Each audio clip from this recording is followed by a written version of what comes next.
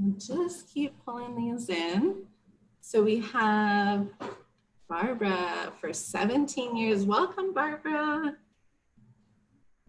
And Maria for 7 years. And Melissa for 2 years.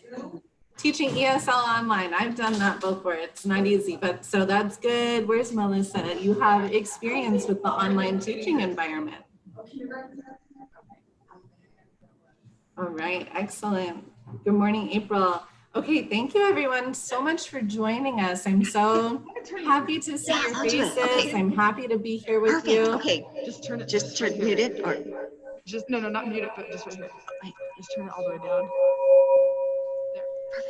I'll just give you guys a chance to sort out the volume, but I think for now, let's leave your microphones on mute, and you can feel free to unmute yourself throughout the session and chime in if you have a question. But we can use the chat, rely on the chat very heavily. Feel free to pop your questions in there. I have the chat open, so I am going to be monitoring it throughout the session. And I will try and be as responsive as possible to your questions as we're going along, okay? And Brittany for 10 years. Oh my gosh. Welcome. All right, excellent. So let's just have everyone muted just so we can avoid that feedback. So we'll start off with everyone muted.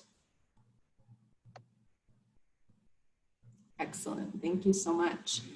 Okay, and just want to double check we're recording. So if people weren't able to join, that we have this recording happening. Yes, wonderful. Okay, so welcome everybody. Thank you so much for joining us to our first kickoff session. I'm so happy to see so many of you are taking your time to engage in this professional development.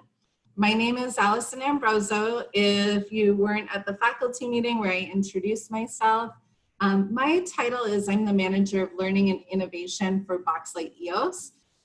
What that really means is I do a lot of things. I am heavily involved in our district partners. I do a lot of training with teachers. I also am a master trainer, so I run a lot of our Train the Trainer courses.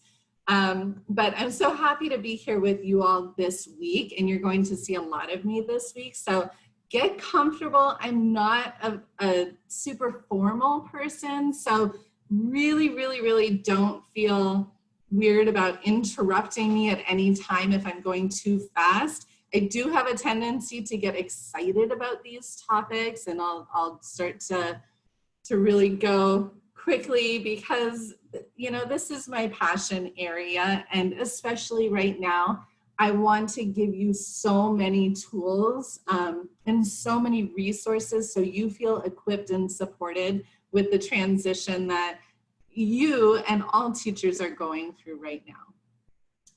So with that, feel free to turn your video on, turn your video off if you want to, or if you're comfortable leaving it on, it's completely up to you. I'm going to turn mine off because I have a lot of things going on and I want to make sure I'm focused on the presentation and the demoing. But like I said, I have the chat open, so anytime you want to communicate, just put it in the chat there. Okay, so today's session, we are really going to be talking about communication, connection, and collaboration. And I don't know about you all, but my experience as a teacher, I was a classroom teacher for many years.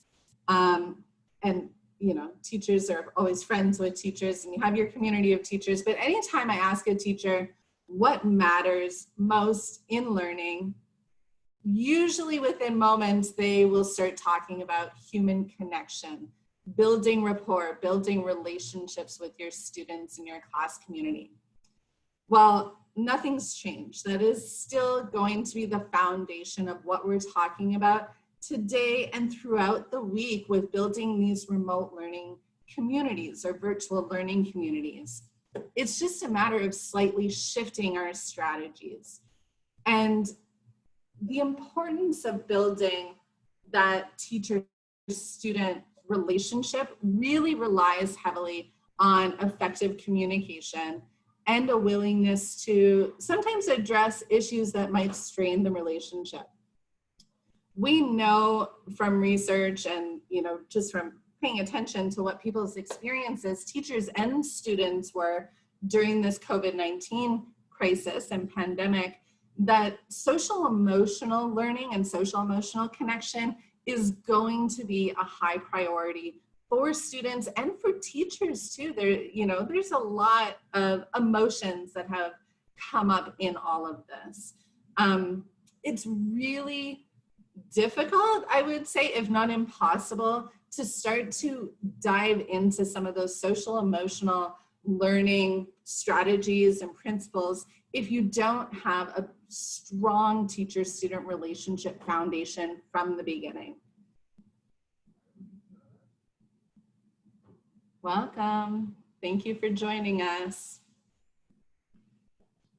One of the other things that we think about in the remote learning or virtual learning environment is, you know, having that foundation, the strong teacher-student relationship, really allows us to provide feedback for our students in a way that is going to motivate and inspire them to continue growing because they know you, right? They have that connection. They understand that you're coming from a place of positivity and wanting to inspire them to learn and grow and develop.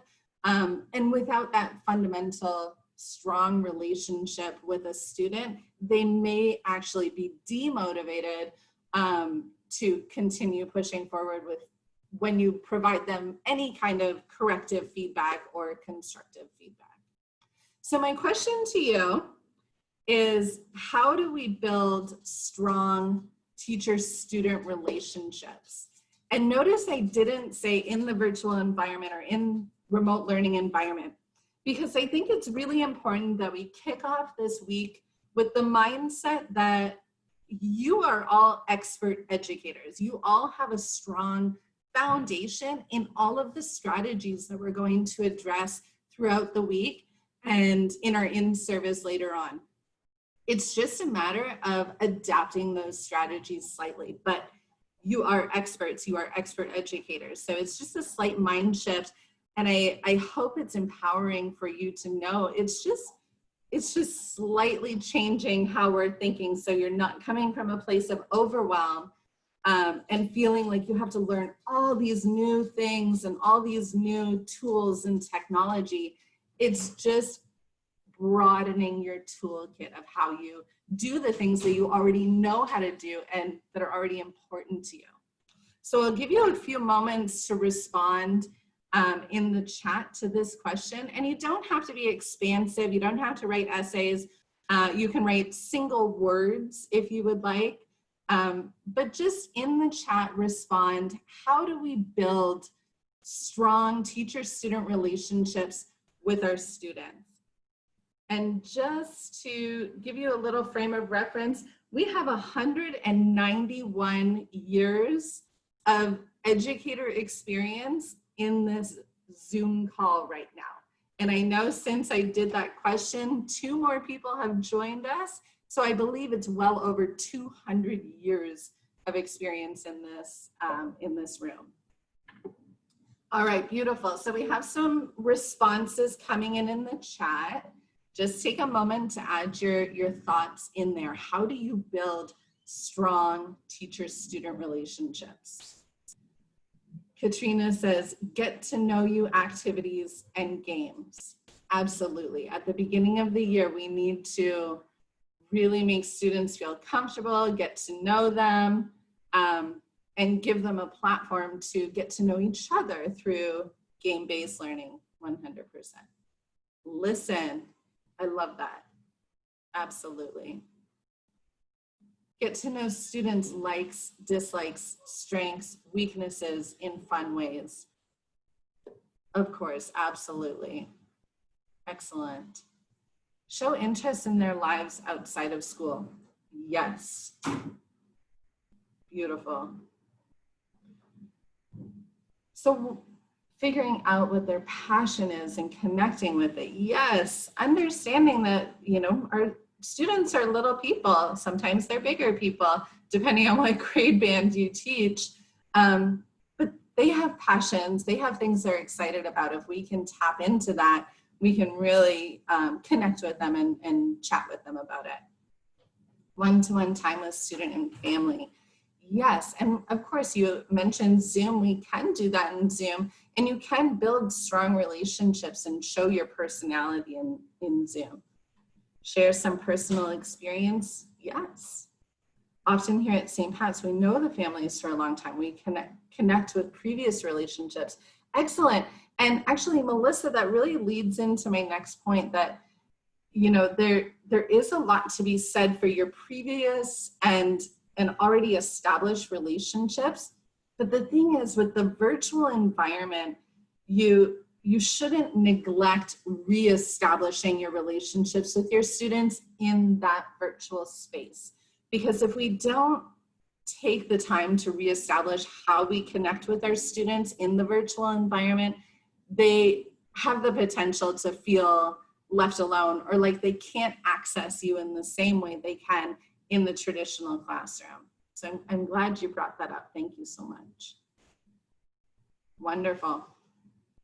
Okay, so now we're going to start talking about the tools that we have, the technology tools that you have available to you that we can leverage to start building community, building connection, building those strong teacher-student relationships and student-to-student relationships as well. And we can also encourage and facilitate collaboration in the remote virtual learning environment. So now my goals for today's session are lofty. And as I said, if I'm going too fast or too slow, please just let me know. We're new working together. So I want to give you all of the information, but if it's too much or I'm going too fast, this needs to be purposeful for you. So please feel free to tell me to slow down or to re-show something, re-demo something. Now, just a quick question. Everyone's seeing my slide deck up here. Are you also seeing a large yellow cursor? Or is it just a small, normal white one? Yes, okay, good. So I really was hoping to make it easy for everyone to follow my cursor around. Oh, small white. Small white. Darn, sometimes when you share your screen or your present mode, it doesn't keep the cursor size. Oh, on a Mac. Okay, well, hopefully you can just follow the cursor. Okay, so my objectives for today, we're going to actually start in Google Classroom. And the purpose for that is Google Classroom is your hub for your communication and your connection with your students and often parents and families as well. Then we're going to look at Google Docs and Google Slides. We're going to explore some of the important collaborative features for students and for teachers, because there are some really great ones for teachers where you can actually track collaboration, participation, and activity within those applications. They're very similar, so when I get to Google Slides, I'm really just going to point out some of the different features that you'll find in Google Slides, but many of the features are the same that you would find in Google Docs. And then I'm hoping at the end we'll have a little bit of time to really discuss how we're going to set up norms and expectations for collaboration, for communication in the remote learning or virtual environment. Okay, so before we dive into some of the demos and some of the skills, I just want to take a quick poll of the room, because my understanding is everyone was kind of thrown into survival mode last semester. And I'm sure many of you learned a lot about Google Classroom and all the different technology tools available to you. but I'm curious, how familiar are you with the stream in Google Classroom? So are you using the stream, and how familiar are you? So on a scale of 1 to 4, 1 being not at all, as Ms. Lewis said, and 4 being I'm an expert, I should be leading this training, where do you fall? You can just put your numbers in the chat there. 1s, 1s, 2s, 3.7, very specific, Barbara. I love that. Lots of 1s, lots of 2s, that's perfect. All right, so it's definitely worthwhile. No, not exactly, Katrina. It's a specific space in the Google Classroom, but that's okay. That's what we're going to look at.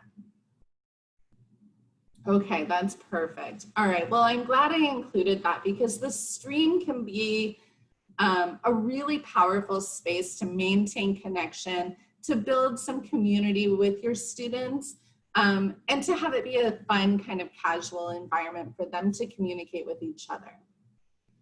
So we're going to start with the stream for connection.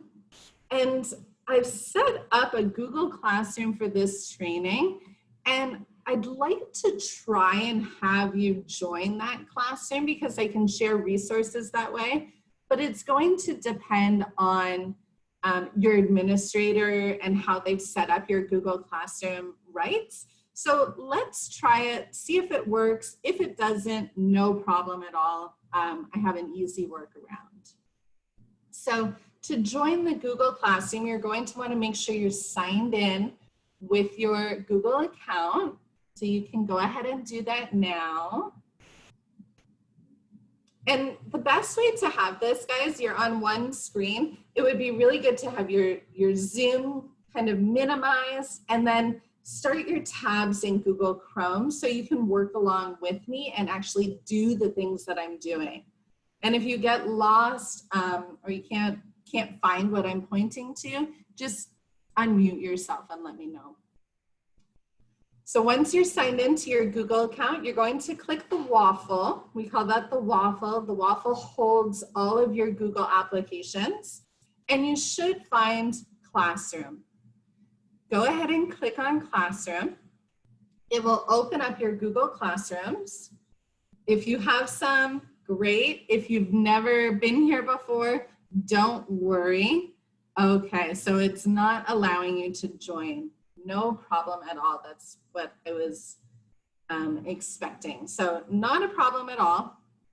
It's not allowing you to join. So I've actually joined myself as a student. So I'll be able to, I have the student side up on one screen. So I'll be able to show you both sides of it, not to worry. But it is a nice idea to have a classroom open that if you're using Google Classroom, hopefully you've started opening and playing around with it. But if you have a Google Classroom that you're setting up and preparing for the next school or for the upcoming school year, feel free to open that Google Classroom and build along with me. Okay, so I've opened up this Google Classroom specifically for this training session. And I mentioned we're going to be talking about the stream. So the stream is your first tab in your Google Classroom. So go ahead and make sure if you're doing this along with me that you're on the stream of a Google Classroom.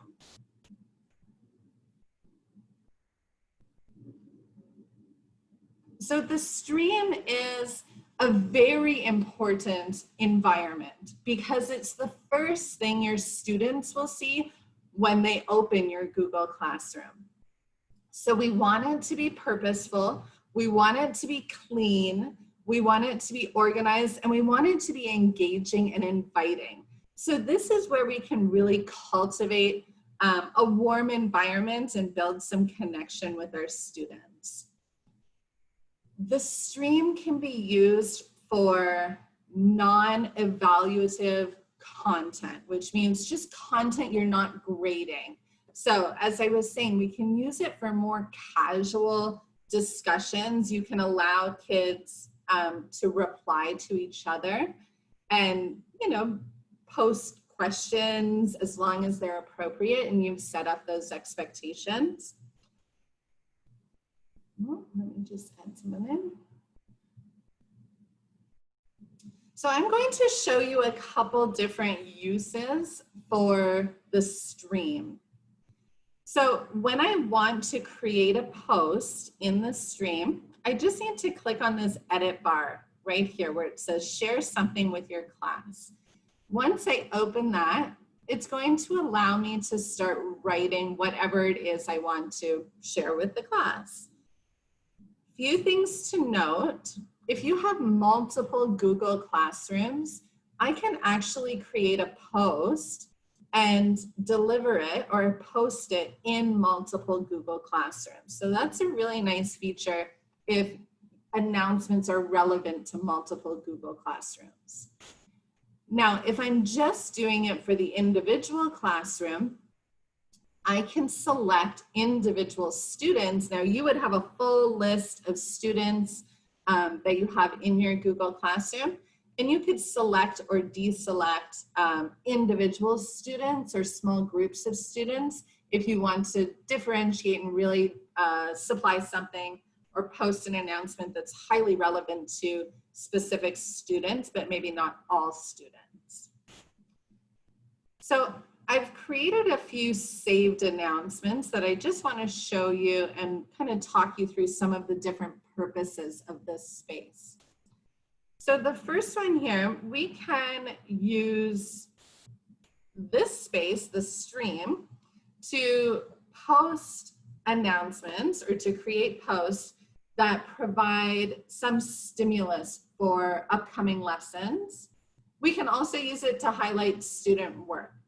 So this is an example of a question that has a link attached to it. So I've just gone down here, added a link, and I posted a question.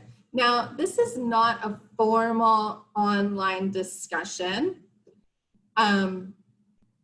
This is not a formal online discussion. This is a more casual online discussion, but you could use it to really inspire your students or prepare your students for an upcoming lesson.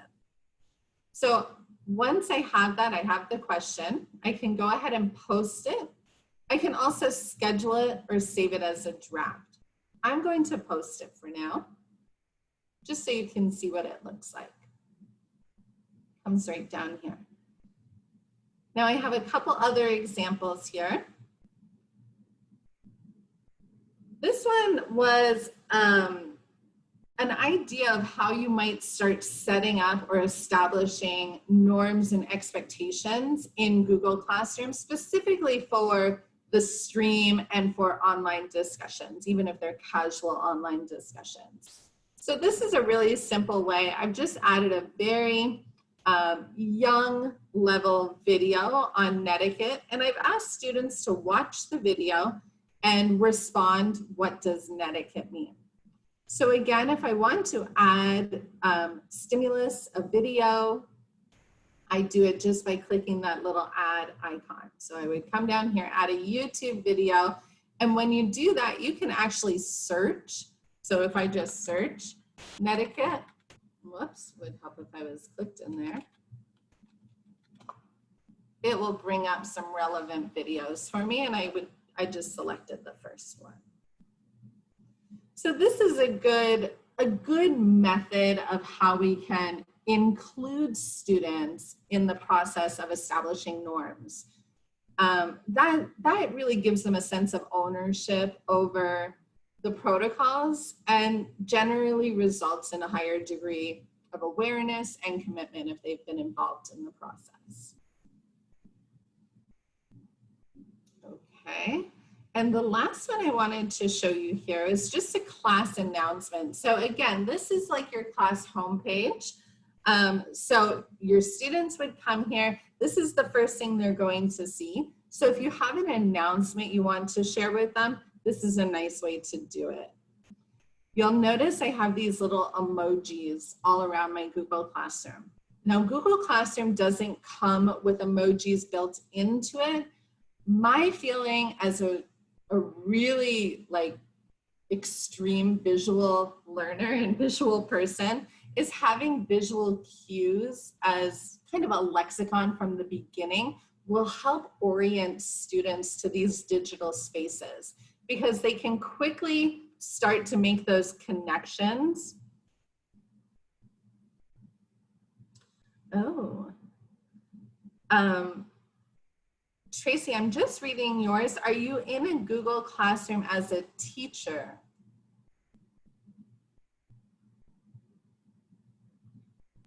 Yes, I am. I logged into my Google account and then I clicked on the waffle that you had said, and then I clicked on the classroom.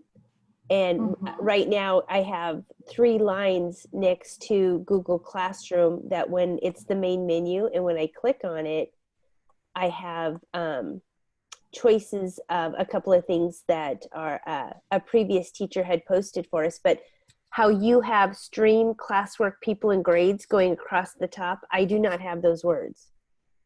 Does everybody else? Great question. Does everybody else have those words? Yes. And you're in, go ahead. Tracy? Yeah. Are you looking, is your screen, do you see all the different classrooms set up with the little like pictures like that we have, like that? Is that what yeah, no, I only have 2 in there. Seesaw Tools and Online Distant Learning. One was from Susan Cratley that she posted, and one was from Mr. Miller when he had done distant learning. So have you clicked on one of those actual classes? I can. Okay. Click on it and see if it'll get you in and see if you have the words at the top. Okay. There we go. Thank you. Yeah. Thank you. Yep. That's what did it. Thank you. So this is called your dashboard. So if you're seeing all these tiles, this is where you're going to come and create a new Google Classroom by clicking the little plus button and create class. So now do you see all 4 of them, the stream, classwork, people, and grades? I have stream, classwork, and people. I probably don't have grades because my students don't get, it's pre-K. So okay, they may not have grades for pre-K because of how we did it last year. So it could also be that you are a student in the classroom rather than a teacher if you're not seeing the grades tab. So you'd want to check that and make sure that you are a teacher in the class. And if you're not a teacher, whoever created the class should make sure they invite you as a teacher. Okay, thank you. No problem. So I just wanted to come back to the emojis for a second because it's just a copy and paste. And I find them in Google Docs. So if you open a Google Doc, and you select insert and you scroll down to special characters, it brings up this really cool box with all these different special characters that you can insert into your Google Docs, but we can select emojis. And there's so many in here, but the idea is to set up that visual lexicon. So I'm going to use books when we have a book study. I'm going to use the loudspeaker if we have an announcement, and continue to use them. Be consistent. You don't need too many, but be consistent so your students can really start making those connections. And once you have them, you just copy and paste back over to your Google Classroom. And so Control-C, Control-V to paste, and then you would have that visual cue.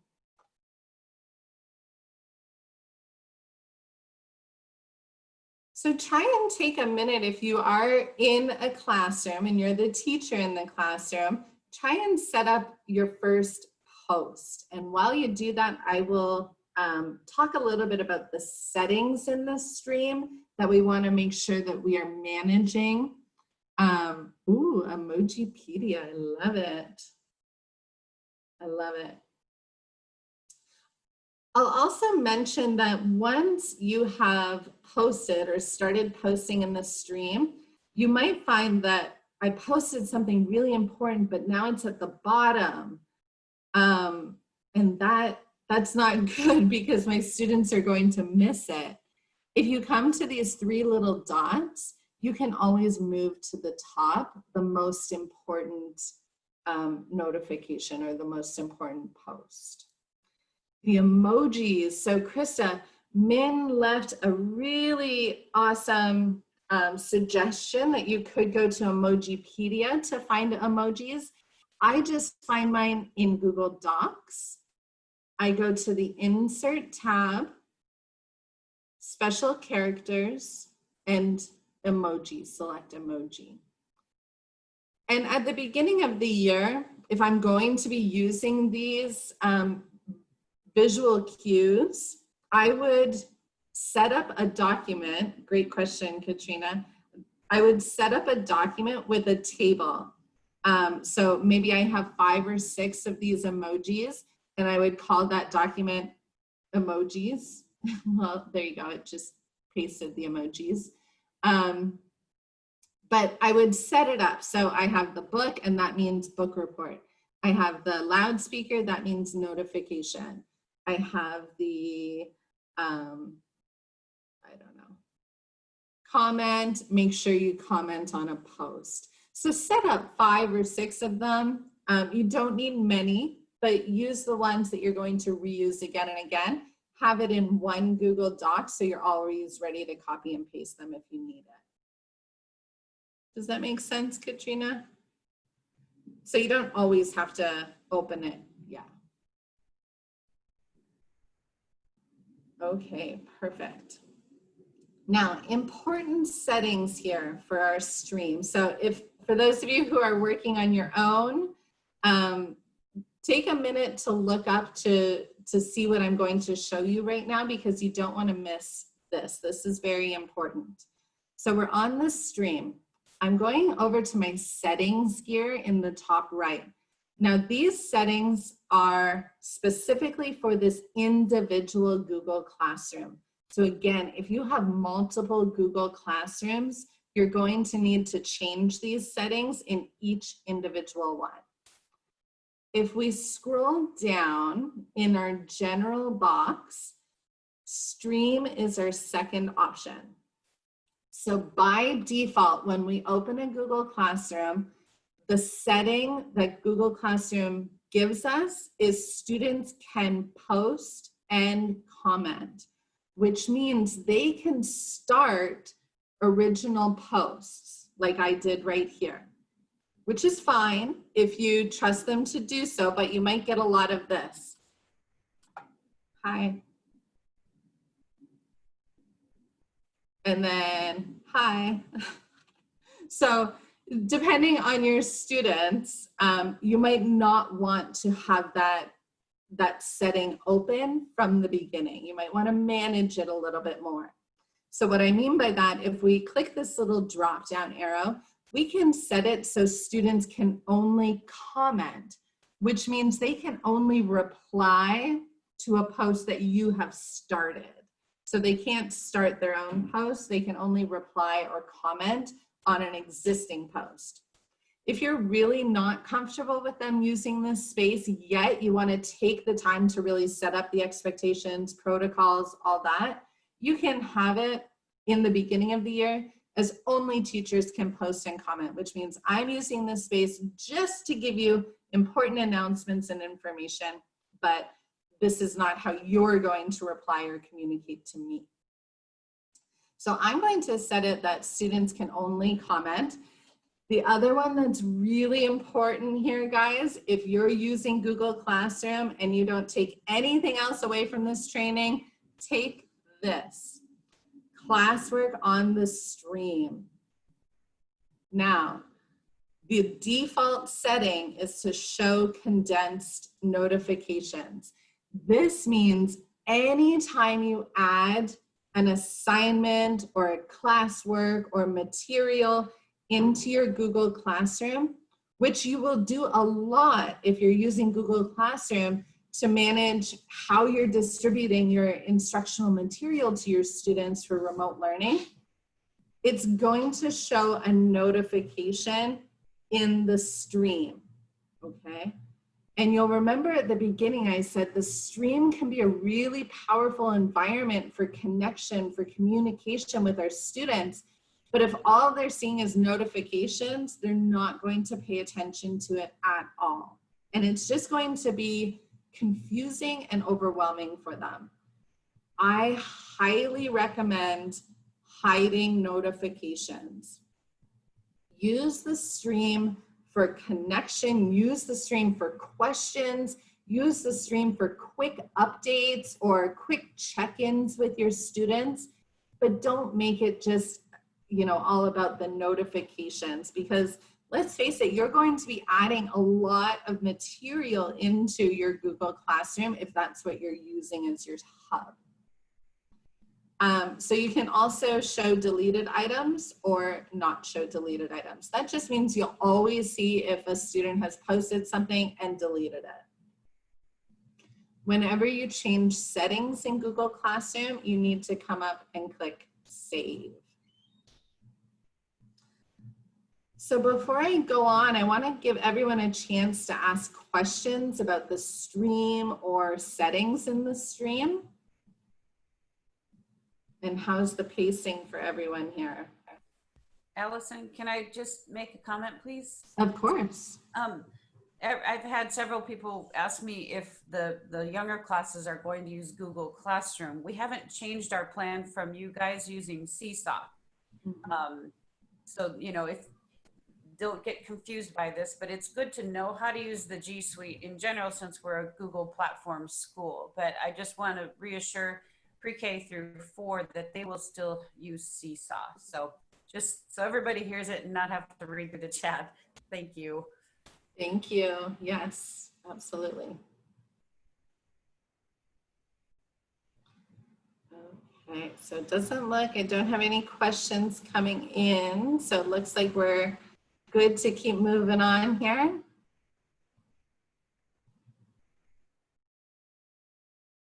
Okay. So the next thing I want to talk about a little bit is the classwork tab, adding to the classwork tab. And again, this is where we're organizing our instructional material. So this is where students are going to be accessing their assignments, accessing their lesson material, accessing, you know, what they need to complete something. Generally, what you post in classwork, you're requesting work back from students.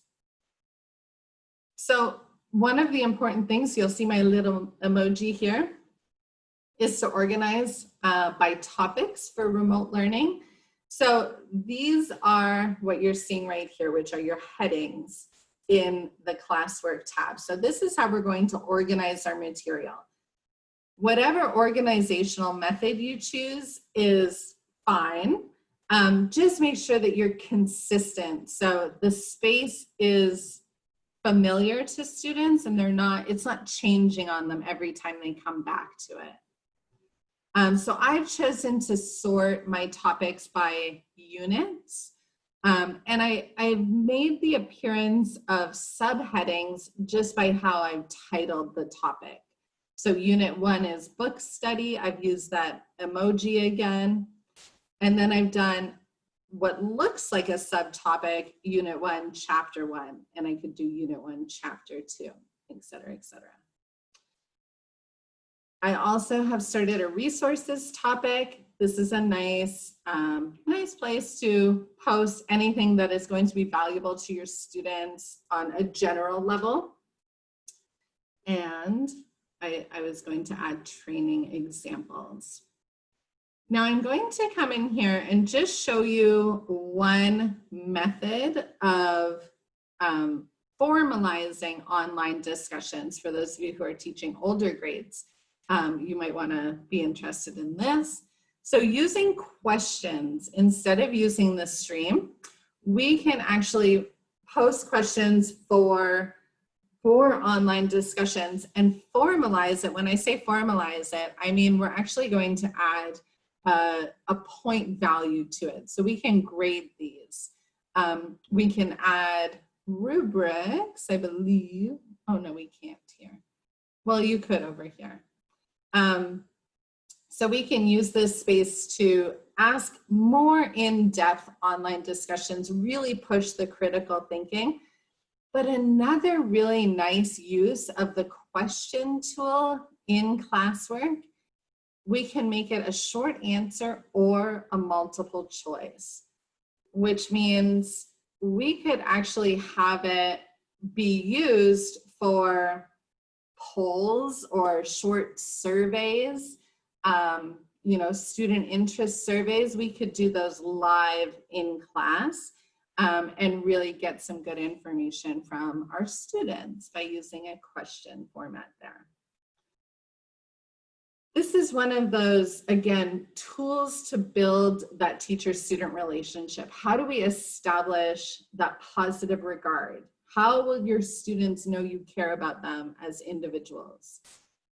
So I really like to think about weaving into lessons what you've learned about students' pursuits or passions. And, you know, I know many of you mentioned that in that first question. And one way to do that is through interest surveys or quick polls or just warm-ups that they can respond to either at the end of a class meeting or a live session or at the beginning of a class live session. So with that, I'm actually going to go back to my Google Drive, and hopefully we'll have time to come back and end in our Google Classroom. But I wanted to start getting into Google Docs and Google Slides for collaboration here. So I'm going to go back to my Google Drive and just open a new Google Doc. If I click the right arrow, you'll notice I have the options that I can start a blank template or a blank document, but I can also select from a template. So today I'm going to select from a template, and you can do this right along with me.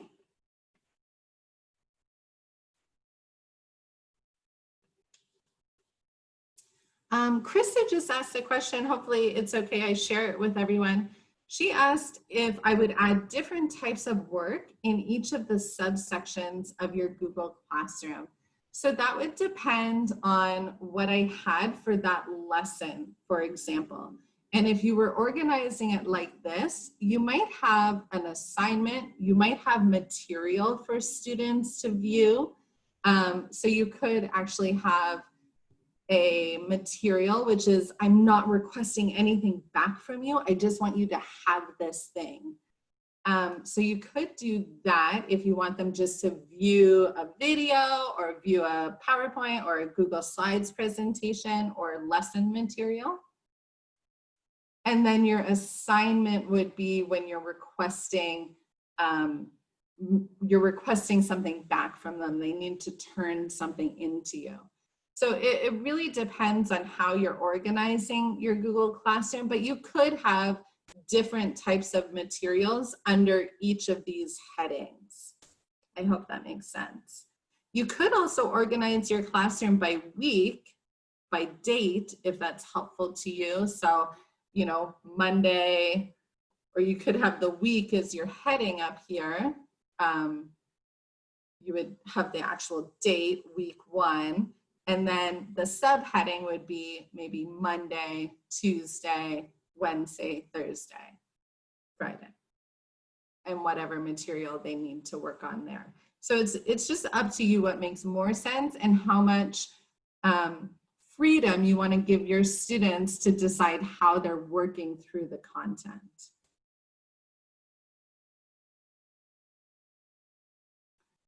Okay, so I'm going back to my Google Docs. So I am going to choose from a template. And my purpose for choosing a template to start is because I want to show you how we're setting up our students for success with collaboration and the tools that we have available to us in Google Docs for collaboration. So templates really allow teachers to scaffold student project design. So by giving them something, I have kind of narrowed the field of what I want to see back from them by giving them a template like this. Now, of course, you as the teacher would want to probably come in and make the changes to the template that are relevant to the assignment or project that you're doing. But by having these template formats already in place, there's some important formatting features that assist with collaboration that are just populated in the template. Yes, excellent. So Sophia just said she's organizing by weeks and would have all the days within that topic. That works. As long as you're consistent and students know where to look and what they're looking for.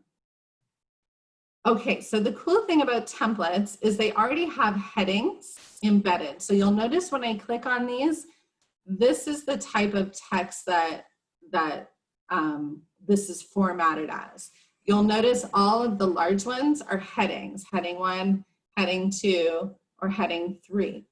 By having something pre-formatted as headings, it gives us this outline view.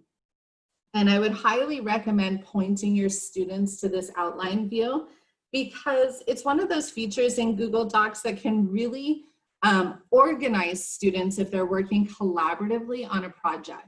So by having this outline view, I can easily say, Brittany, you can work on the cell structure. Sophia, you're going to work on the cell anatomy. Emily, you're going to work on lorem ipsum. You would have an actual heading there. But you see what I mean, where we can be really organized in how we're going to tackle this one collaborative document. So that's called the outline view. And anytime you add headings to a Google Doc, it will automatically populate in this beautiful outline view. I love it. I use it all the time, especially for longer documents and reports. Another feature you may or may not be aware of is this Explore feature. In all of our Google applications, generally we'll find the Explore feature or the Explore tool. It does slightly different things in slides, but what's really cool about it is it actually opens a research tool for students to actually look up reference materials. So let's see if I select this. My mouse is being a little funky. And then go to Explore. Oh, it's not gonna do it.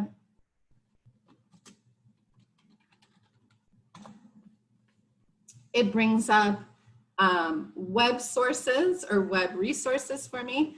It brings up images that I can directly insert into the document.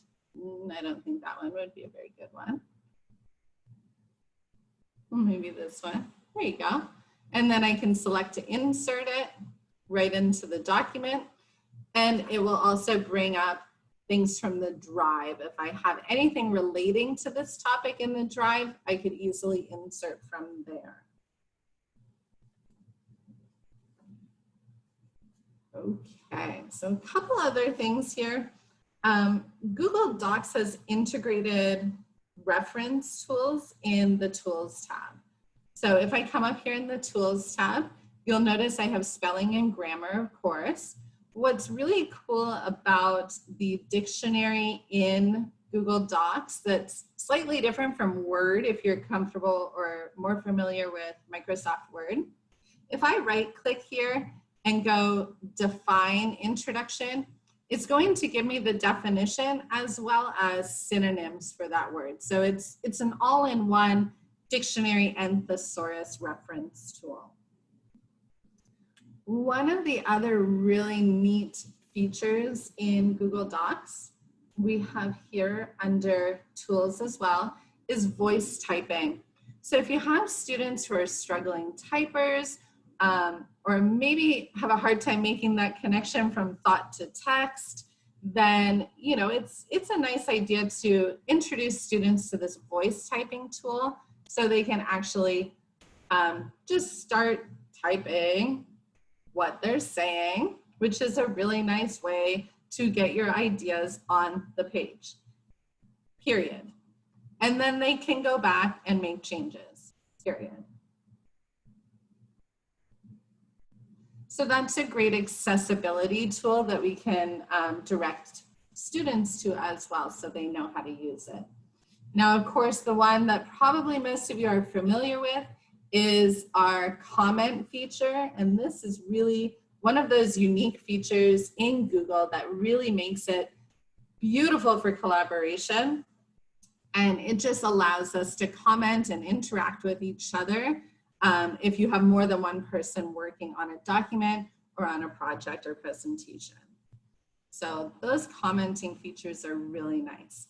Now on the teacher side, the one that I want to point out, I can't miss it, is the version history. So if you are getting students started with collaborative projects, you definitely want them to be saving their versions. So, you know, just Google saves things automatically. And then as the teacher, you can come in and check the version history on this document. And this is also in slides, by the way. And it will be color coded which student has contributed which part or made edits where. So you'll have a really good sense of who's contributing what and how much. So that's a really important feature. I wanted to make sure I pointed out for you guys. Now, I want to just show you some of the different tools in Google Slides that we might use for collaboration or students might use for collaboration. You'll find most of the same tools in Google Slides. We have the voice typer. We can actually voice type speaker notes in here. We have the Explore tool. Oh, my mouse is being weird. We have the Explore tool. In Google Slides, Explore will actually bring up design choices for us. It may not, yeah, so you can actually change the theme and the design from the Explore feature.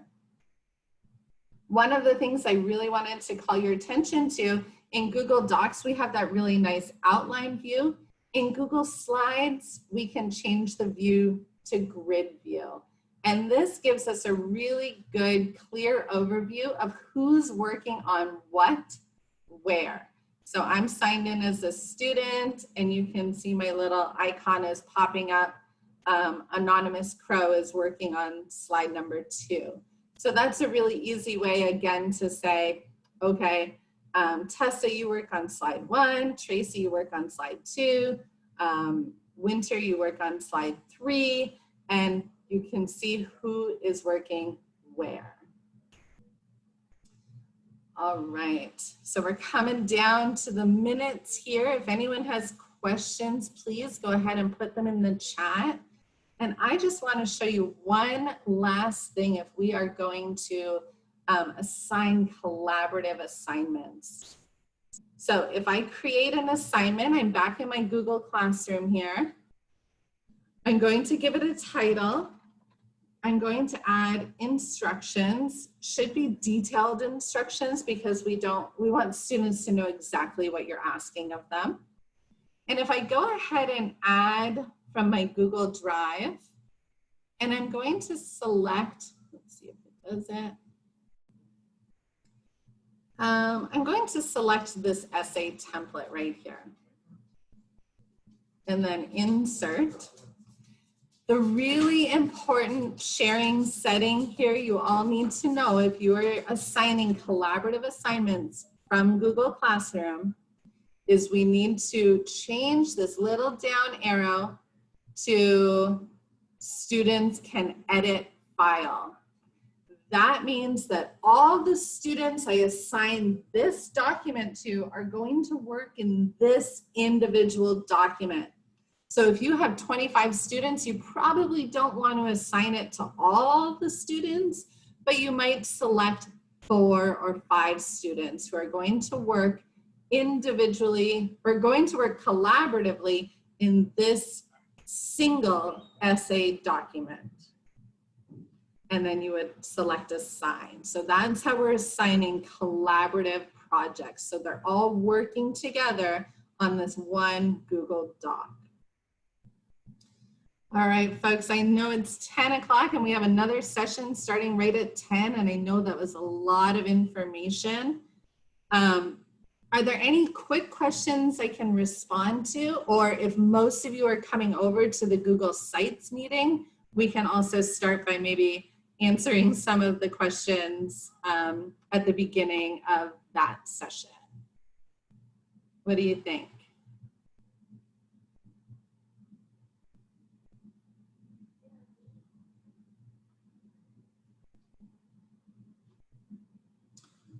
Okay, see you there. Excellent. Thank you, Sophia.